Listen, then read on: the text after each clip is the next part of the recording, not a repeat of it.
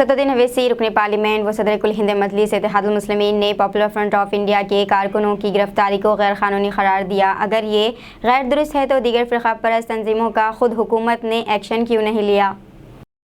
अगरचे मैंने हमेशा PFI के नज़रिए की मुखालिफत की है और जमहूरी नज़रिए की हिमायत की है, लेकिन PFI पर जो पाबंदियाँ आयद की गई हैं इसकी हिमायत नहीं की जा सकती। कुछ अफराद जो जुर्म करते हैं इनकी वजह से किसी तंजीम पर पाबंदी नहीं लगाई जा सकती। सुप्रीम कोर्ट ने यह भी कहा है कि किसी तंजीम के साथ मुख्स किसी के ताल्लुक़ की वजह से किसी को मुजरिम ठहराने के लिए काफ़ी नहीं है, लेकिन इस किस्म की सख्त पाबंदी ख़तरनाक है क्योंकि ये किसी भी मुसलमान पर पाबंदी है जो अपनी बात कहना चाहते हैं। जिस तरह से हिंदुस्तान की इंतखाबी अमीरियत फाशिज़म के करीब पहुँच रही है, अब हिंदुस्तान के काले क़ानून UAPA के तहत हर मुसलमान नौजवान को PFI के पम्फलेट के साथ गिरफ़्तार किया जाएगा। अदालतों से बरी होने से क़ब्ल मुसलमान की कई दहाइयों जेल में गुजार चुके हैं। मैंने UAPA की मुखालिफत की है और हमेशा UAPA के तहत होने वाली तमाम कार्रवाइयों की मुखालिफत करूँगा। ये आज़ादी के उसूलों के ख़िलाफ़ वर्जी करता है जो आइन के बुनियादी ढांचे का हिस्सा है। हमें याद रखना चाहिए कि कांग्रेस ने UAPA को सख्त बनाने के लिए तरमीम की थी और जब BJP ने इसे मज़ीद सख्त बनाने के लिए क़ानून में तरमीम की तो कांग्रेस ने इसकी हिमायत की। ये किसी कपन की टाइमलाइन की पैरवी करेगा जहां किसी भी कारकुन या सहाफ़ी को तसादीक़ी तौर पर गिरफ़्तार किया जाता है और इसे ज़मानत हासिल करने में भी 2 साल लग जाते हैं। PFI पर पाबंदी कैसे लगाई गई, लेकिन ख्वाजा अजमेरी बम धमाकों के मुजरिमों से वाबस्ता तंजीमें नहीं। हुकूमत ने दाएं बाजू की अक्सरियती तंजीमों पर पाबंदी क्यों नहीं लगाई। लीजिए ना, मैंने हमेशा PFI की जो ये रेडिकल एक्सट्रीम अप्रोच है उसका हमेशा मैं अपोज किया हूँ और करता रहूँगा, चाहे कोई रेडिकल एक्सट्रीम अप्रोच अडॉप्ट करेगा। मगर ये बैन इसलिए हम सपोर्ट नहीं कर सकते क्योंकि चंद इंडिविजुअल अगर कोई क्राइम करते हैं उस बिना पर अगर आप ऑर्गेनाइजेशन को बैन करेंगे। सुप्रीम कोर्ट ने क्या कहा कि mere association with an organization is not enough to convict someone।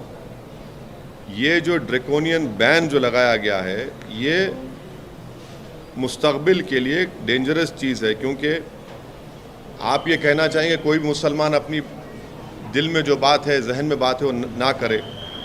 और जिस तरीक़े से हमारी इलेक्ट्रल जमहूरियत चल रही है वो फाशिज़म के करीब जा चुकी है, तो अब कोई भी नौजवान मुसलमान अपनी बात को रखेगा तो आप एक पैम्फलेट निकाल देंगे PFI का और फिर वो जो काला क़ानून है UAPA का उसको इस्तेमाल करेंगे।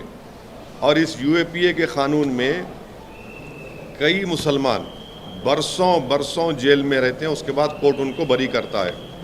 मैं हमेशा UAPA को अपोज़ किया हूँ और उसको अपोज़ करता रहूँगा क्योंकि UAPA का क़ानून हमारे संविधान के प्रिंसिपल ऑफ लिबर्टी, जो हमारे संविधान के बेसिक स्ट्रक्चर का हिस्सा, उसके ख़िलाफ़ जाता है।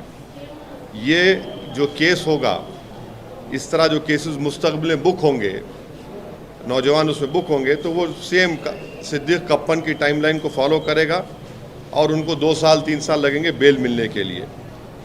हमारा सरकार से पूछना ये है कि ख्वाजा अजमेरी रहमतुल्लाह अलैह की दरगाह पर जो बॉम्ब ब्लास्ट हुआ था, जिसमें मेरे कॉन्स्टिट्यूंसी का एक टोली चौकी हकीम पेट का रहने वाला उसकी मौत हुई थी, उसमें 2 लोगों को कन्विक्ट किया गया कोर्ट ने।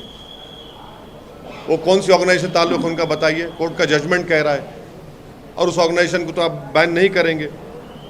तो इसीलिए ये हमारा इस पर ये कहना है। अब मैं सवालात नहीं लूँगा, ये पार्टी का आप चाह रहे थे कि पार्टी का इसमें स्टैंड क्या है, ये आपके सामने में खुल के रखा हूँ। रेडिकलाइजेशन हो, एक्सट्रीमिज़म हो, हम उसका अपोज करते आए हैं।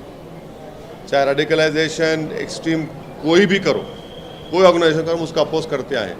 मगर जब बैन कर रहे हैं तो इन चीज़ों को भी ध्यान में रखना चाहिए था। सर, कुछ पॉलिटिकल पार्टीज ने ये बोला है कि PFI RSS के पैरेलल अपने आप को मानती थी कि RSS के तरीके के संगठन जो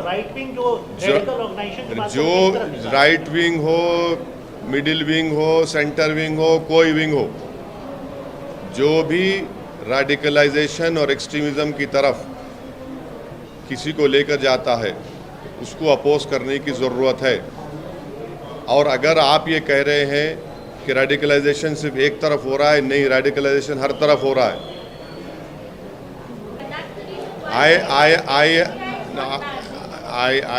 I would apologize to you. I have decided to read a statement. In my statement, I have mentioned the conviction of those people who had bombed Khaja Ajmeri Dargah. The world knows to which organization those two people belong to, the convicted people. There is a conviction, and the court has given the conviction. आप right wing की तरफ इशारा कर रहे हैं, तो आपका क्या कहना है? वो आरएसएस के साइड आप इशारा कर रहे राइट विंग में बहुत से हैं ना, राइट विंग में बहुत से हैं। अब तो कोर्ट भी ऑर्गेनाइज टीवी को बोला कि आप लोग देख के बोलो। बहुत सी बातें कोर्ट ने कही हैं। राइट विंग और हाँ, राइट विंग में बहुत से हैं जिसमें मैं ही नहीं हूँ। सर, एक लिंचिंग का मामला सामने आया है, आपको जानकारी होगी तो क्या है? अब ये देखिए, शहबाज अंसारी मंदार झारखंड के बच्चे को, उसको लिंचिंग हो गई। अब ये रेडिकलाइज कौन कर रहा है इन लोगों को, ये बताइए ना। यही तो मेरा सवाल है, इनको रेडिकलाइज कौन कर रहा है कि वो शहबाज अंसारी, उसके ये जो जानकार हैं, ये लोग जो एलेज एक्यूज हैं, ये रेडिकलाइजेशन देश को बर्बाद कर रहा है। क्या शहबाज को इंसाफ मिलेगा, या फिर बीजेपी इन लोगों को भी जो एक्यूज हैं उनको फिर फूल माला पहना देगी? तो झारखंड की सरकार की जिम्मेदारी है कि इस पर सख्त एक्शन ले, और वो पीड़ित परिवार से कोई मंत्री जाकर मिले, उनको यकीन दिलाए कि इनसे इंसाफ होगा और उनकी मदद करना। मगर ये रेडिकलाइजेशन है, ये शहबाज अंसारी की मौत, उसका कत्ल, लिंचिंग, ये रेडिकलाइजेशन है, एक्सट्रीमिज्म है। ये धर्म संसद में क्या क्या नहीं बोला गया, ये सब रेडिकलाइजेशन हो रहा है। हाँ, तो आपको पुलिस,